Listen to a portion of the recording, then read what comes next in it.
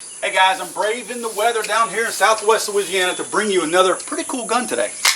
The Kel Tec Sub-2000, which, by the way, uses Glock magazines. The Kel Tec Sub-2000. This thing has somewhat of a cult following. It's been around for a few years. Kel Tec has a knack for making a little bit different types of guns.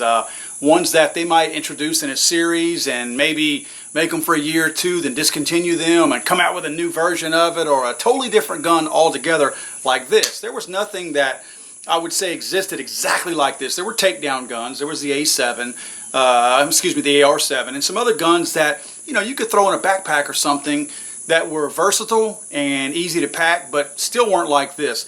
This is kind of like a one-shot thing whenever you're ready to take it. You just fold it up like this. You know, your magazine in it as well. It's obviously not going to fire like this. There's a mechanism right to the back over here, and more on that later, where you just pull back on it, and it's going to release the top part, or I guess you could say the front of the receiver, and let it hinge down and just fold into the bottom part of the receiver. This thing's ready to go right now. You simply charge it using this handle right here, and the thing will load around and it's going to go to town. Now obviously the mystique of it is the fact that it will run Glock magazines. We do have some 30 or 33 round, I forget what the Glock requirement is, or the Glock capacity is, but we have a Glock standard magazine and we also have a non-Glock. And I want to see the difference between those. Now we'll say this is not the magazine that comes with the Sub-2000. It is not a Glock manufactured magazine. I'm not sure who the manufacturer is. I will look for that to see if I can find it. But apparently the aftermarket ones that are not Glock brands work pretty good. We will find out if the longer stick does later. A few improvements that Sub-2000 has received over the years by Kel Tec. Obviously the fore end is a whole lot nicer. It looks better. Your Picatinny rail is nice. It just has a better look to it overall than the old one. It is vented more. My guess is these things were getting hot on people. When you're shooting 9mm out at the range, you can bring a lot of it. You know, it's cheap to run these things. Plus, they're fun to shoot.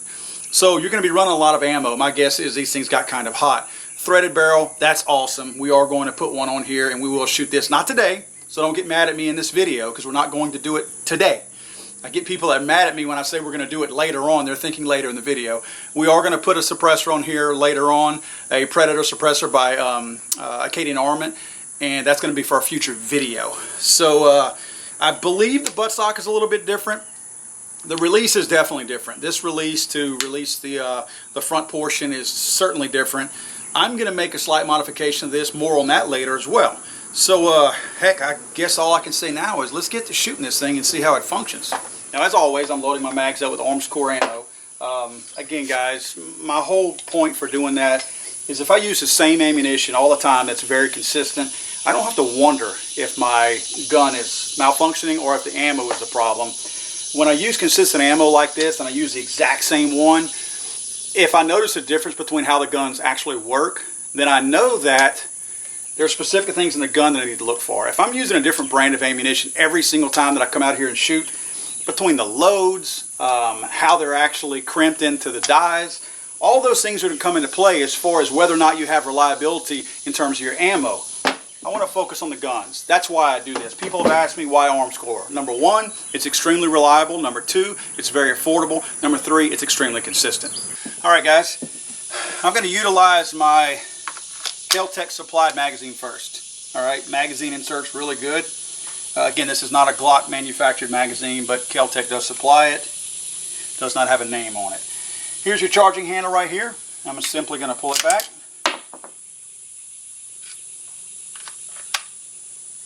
I don't know why it did that. See what it did?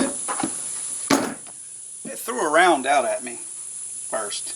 Put that round back in there. We'll try that again in a minute. I'm going to go ahead. I got the bolt lock back now. Got it back in there. Kind of strange. I don't want a loaded magazine whenever I go to charge the handle to throw a loaded round back at me. So let's see here. Take it off, safety. And factory sights here.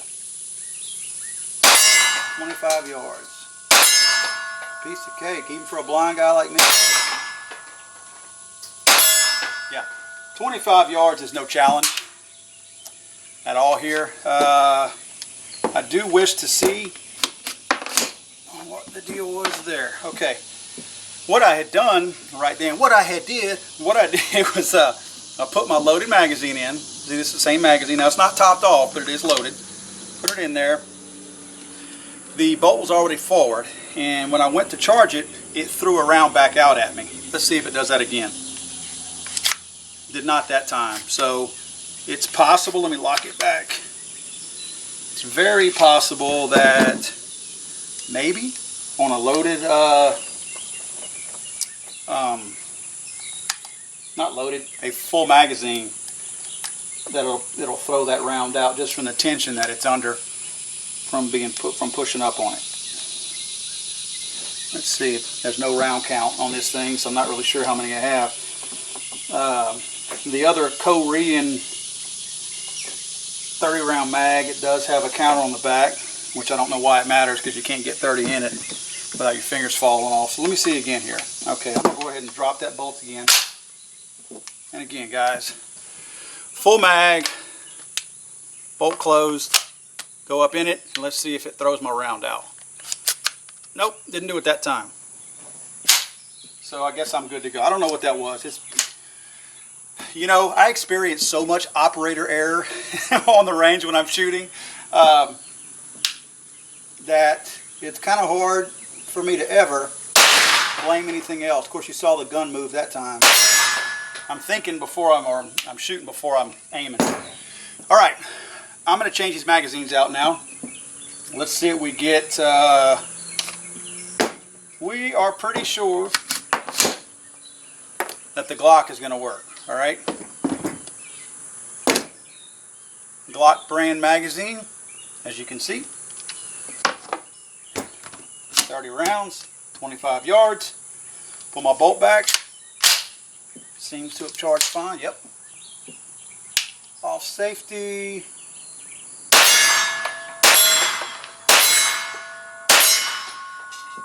Magazine drops free good. Now for the Korean one. Let's see what we got now. This could be interesting. First of all, it fits in. It ain't going to drop free.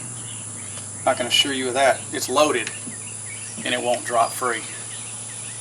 You can feel the friction in that thing as soon as you get it in there.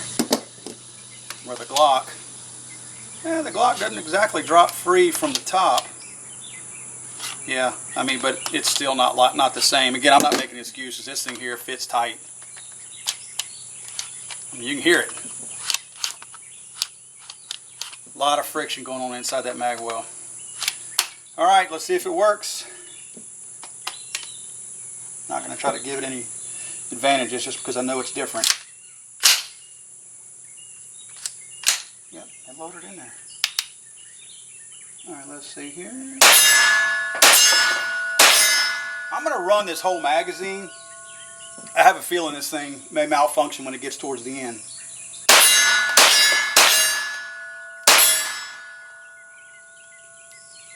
Let's see.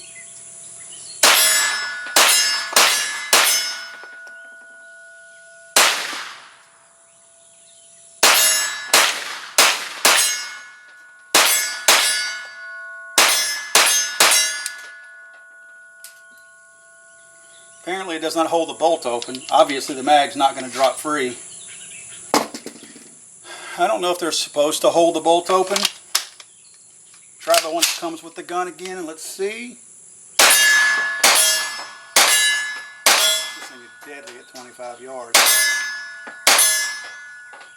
Makes me feel deadly.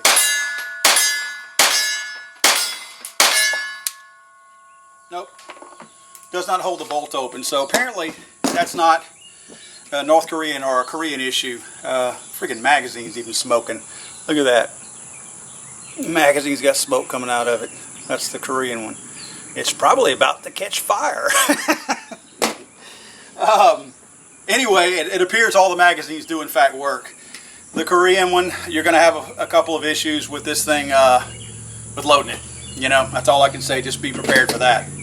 Alright guys, this thing is small enough that I can actually fit it right down into my Jeep here, and this thing will ride okay. Now, the compact nature of this thing being folded, and even the small amount of room that you need to unfold it, still allows you to get this thing out and deploy it properly. Get some shots off from inside the vehicle if you are ever in that type of situation. Now, what do I not like about this gun?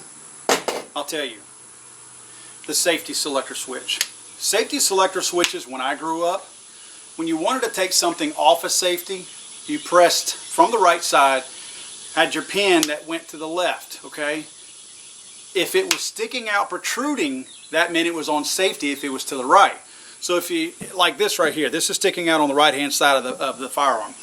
Okay, that used to mean that the thing was on safe, and when I wanted to go to fire, I pressed in, and it was on fire. Then I could shoot. It's just the opposite on here. You got to get used to that, and man, I can't imagine from a functional standpoint that made any sense, that was something that Kel Tec could not make happen the other way. So kind of the only knock that I have against this thing, to be honest with you. They've really improved on this thing quite a bit, but that's just a big snafu in my opinion. You know, we grew up like that. Why not make it universal? Isn't it a safety issue? That is a safety. So to me, you make it safer if you keep our muscle memory. And look, let's face it, you keep us redneck hillbillies from having to think whenever we're trying to put a gun on safe, and God forbid, whenever we're trying to protect our families, that we're having to think, okay, is this the one that I have to push this way, or is this the one that I have to push that way in order for it to go bang? Well, folks, as the Sub-2000 by Kel Tec states on the actual serial number and on the firearm itself, this thing's fun to shoot. It's very versatile. I like the breakdown ability of it, if that is even a word. I like how fast it goes back together. This thing is, you're going to notice a lot of smoothness as you use this thing. I sat here and actually opened and closed this thing several times, and I got rough with it. You know, I wanted it cracked open, and I wanted to know that, you know, I could get this thing loosened up. I mean, by God, there's a ton of plastic in this thing. So you simply work this thing, and it's going to become very smooth for you. Smooth for you to break down, smooth for you to drop right back in place again. The last thing you want is for this part of it, right here, to be slow and clunky. Obviously, you're deploying the weapon at that point. You need it to work. A lot of fun. It's different. You're going to have to get used to some of the controls. But overall, it's really a lot of fun. If you're the kind of guy that likes to keep a vehicle in his truck, personally I don't. I do have what I call a truck gun, but it's whenever I'm actually using my truck. I don't leave one in overnight. I just don't have a whole lot of faith in my common man out there to leave well enough alone sometimes. So I'm not saying you're irresponsible if you keep one in your truck. I grew up where we kept guns on gun racks in the rear window. Nobody would ever do that today. So I don't have anything against guns, but now I think because kids are kind of stupid these days and people are just more daring, and you got a lot of crackheads out there, I don't feel comfortable doing that. But if you do, I think this is the gun to do it. It's going to fit under your seat. You're easily going to be able to put this thing under your seat. I will tell you this for anybody that wonders. First of all, the first thing is, if you have a bullet or a round in here and you go to shoot it, even though this is the barrel, this is the muzzle, a bullet can't go this way and then come back out at you. Just in case you were wondering if this thing can shoot in reverse, it absolutely cannot shoot this way and send a bullet back at you. At the same time, if you were to try to put a round in here to engage this thing, remember, you don't have a chamber right here. This is where the actual chamber is, right in front of the bolt. So if I were to try to put a round in here right now, in fact, I will show you real quick. If I were to try to get a round to go in here, I will show you what happens. All right, you see the round in there? I don't know if you can see it. You definitely can see it right there. But if you can see it right there, note now where the round goes. Yow! Okay. I just cut my hand wide open. Don't do what I just did. But you'll note the round is sitting right there. There is no chamber for it to sit in, so it's not going to go anywhere. So, if you're wondering if it can fire, it cannot. So, that's, man, I really did a booger on my hand right there. Yeah, don't put your hand under here, I guess. I just found out, don't stick your hand under here whenever the bolt's coming forward, because it will pinch it and drag it through in that track. So, nevertheless, I'm going to have a little stinger right there for a couple days. But this thing's a lot of fun. To me, I don't see a whole lot of maintenance on it as far as keeping it clean. I don't think you're going to have a lot of issues there. You know, you could put optics on it. You could put a 45 on it. The problem you're going to have is when you go to fold it up, it's not going to fit on there. Even if you put something like this on there, it's just not going to fit. Yeah, it's starting to bleed a little bit. It's just, when you try to put it on there, the thing, when you go to fold it back, let's see here. Oh, pulling the wrong way. When you go to fold it back, you're going to have your 45-degree offset. That's going to hit right here against your buttstock. So anyway, don't try that. It's not going to work. If you want to keep the thing unfolded, you could put like a red dotted RMR or something on it. And again, guys, watch how you work this thing. Don't be stupid like me. But this is a cool gun. If I were you, I'd go grab you one. Again, as I always say, borrow one from a friend. Go to a range, ask them if they got one, and see if if you can get one and try it out. You might like it. Again, they are suppressor ready, so you're gonna have the benefit of that. They're good price guns, guys. For a pistol caliber type carbine style gun, I don't think you can go wrong with these. Kel Tec does some pretty cool stuff with these types of guns. So go out and grab you one, enjoy it. As I always say, guys, take an old person out, reintroduce them to guns. Take a kid out, teach them gun safety, gun responsibility, and have fun, shoot straight, and always remember that we have a heavy responsibility as gun owners out here, and the left is always trying to attack us and our gun rights. So it's up to us to be responsible and to be the safe ones out there, and not let them see us being irresponsible or unsafe any kind of way. We'll see you guys next time.